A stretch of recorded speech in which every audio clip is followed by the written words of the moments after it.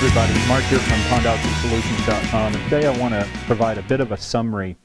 This video is going to accompany quite a lengthy article on some tips and steps that you can use to get the best results out of using beneficial bacteria, optimize the results using beneficial bacteria. And actually it's a two-part series that we want to have on our blog coming up, where we not only talk about bacteria and optimizing the results. It's been a difficult year for many people with the extreme heat throughout most of the country, and some folks have struggled, some have done very well, but we want to try to improve things for everybody, and also talk about in the second installment things that you can do in conjunction with bacteria to try to get better results and get your pond cleaner. The fact is that bacteria works a lot of the time. It doesn't work every time. Nothing does. Even chemicals, algicides won't work 100% of the time either. But we do believe that bacteria is a much more logical way to go, at least in the beginning. It's a great initial first step to see if you can get things turned around naturally. It's eco-friendly. It's safe for fish, safe for the environment, safe for you, pets, family, that kind of thing.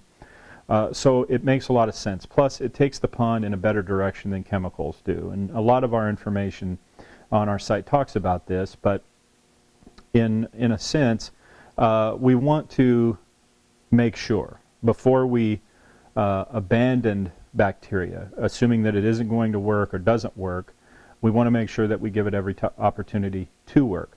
By the same token, most ponds are not going to require lifetime treatment with the stuff.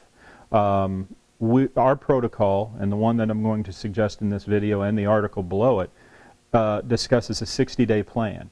You try bacteria for 60 days. You evaluate its performance. You try to improve its performance through various steps that we'll talk about, like aeration and like some other additions that you can use in conjunction with it. You stack the odds against algae, and that's the topic for next week. But you want to make sure, obviously, because it's aerobic, that you have good oxygen in the pond, and one of the ways to do that is through aeration. You also want to make sure that you use enough dosage. And the key with dosage for bacteria is to start with the pond gallon volume, or acre feet if it's a larger pond, and make sure that you know what that amount is. Do not guess. You can estimate, but don't guess wildly, because if you are way off, it will not help.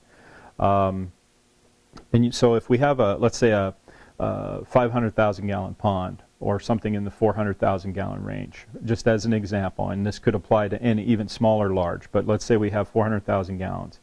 That's our baseline treatment level. I know that I'm going to have to use one of our quarter-acre biospheres to treat that at least. However, I also need to factor in what kind of nutrient load is in that pond.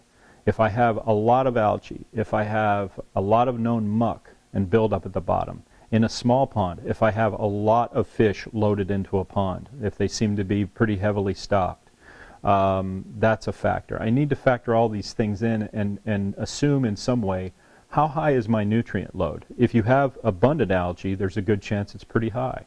And so I have to account for that too. And if it's very, very heavy, I may use as much as twice the suggested dose on the pond volume, meaning if I have 400,000 gallons, I might try to treat for 800,000 gallons. With bacteria, you can do that safely because there's really no risk of overdosing. It is a very safe tool to use, but you can underdose, not only for the size of the pond in volume, but also the nutrient influences that are affecting it. And we're trying to negate those nutrient influences as best we can. That's how we get algae to regress. So we have to dose appropriately for the pond size and the influence. We have to use it long enough. Don't assume that you can use it for 1 month and that you've really given it a shot, because 30 days may not be enough. I do believe that 60 days is probably a more accurate way to appraise the effectiveness of a bacteria. You should not have to treat month after month after month and see no results. That's insanity if you ask me. But you do or should expect to see some change in the algae in the first 30 to 60 days. Usually with aeration, you'll see it sooner. Without aeration, it will drag the response time out because the bacteria tends to be more sluggish. But you want to see improvements in the first 30 to 60 days. And if you see that, then you know that you're getting the response you want. It still may require some tweaking and some adaptation on dosage if you're only seeing partial clearing or that kind of thing. But if you see clearing and you're able to run towards the end of the 60 days and the pond is pristinely clear, which can happen. It's very realistic to see that happen. We've seen it in many, many ponds over the years. But if you get to that point, I then suggest stopping. Particularly if you have aeration in place, stop and don't treat anymore and evaluate. Wait and see what the pond does.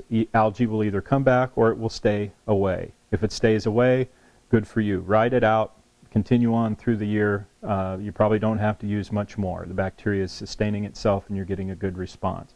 If algae comes back pretty quickly, you've probably got more work to do and you'll want to go another 2 months, stop and evaluate, and keep repeating this procedure through until you get to the point that you can extend the treatment out. And oftentimes as you go month after month and go through this regimen, you'll find that the bacteria counts will build up enough, and as time goes on, you've reduced the muck or influences enough to where you can get more extension between treatments and those kind of things. The other thing, before I go, I want to point out is that it's important to remember that not every bacteria blend on the market is the same. They all have the similar purpose in the way they work, but they are not the same. The recipes that make them up are not the same. And it's not uncommon to have a bacteria not work well in one pond, switch over to another and get a better response, and vice versa. So before one gives up on bacteria and moves on to other things like chemicals, for example, and even considers that, I would still go through a 60-day process of testing another bacteria, whether it's from us or from anybody else. I think that's logical before you basically say, you know, I'm just not getting the results with this and I need to move on. Assuming that your aeration is good or your oxygen content in the pond is good, assuming that your water chemistry is good, and all other things being equal, we're using enough of a dosage and all that, then I think it's logical to try a different blend to see if you get a better response. So as the article below shows, it's about 2,000 words, I think. So if you have time, grab a cup of coffee or a cool drink and read through that. And it may help explain more of our approach on how we deal with and work with bacteria in ponds. I wanted to provide a real quick video just so I could summarize it for you. And next week we're going to talk about the components that can be combined with bacteria when necessary to stack the deck against algae. A lot of times you have to do that in certain ponds, in certain situations, at certain times of the year. It helps to help the bacteria along, and so we want to talk about that too. But for now, I hope you find this article useful. If you have questions or comments, clear at the very bottom, you'll find an area you can talk about that, and be happy to address some of your questions there. Let us know if we can help with anything regarding your pond, and we'll see you again very soon. Thanks a lot.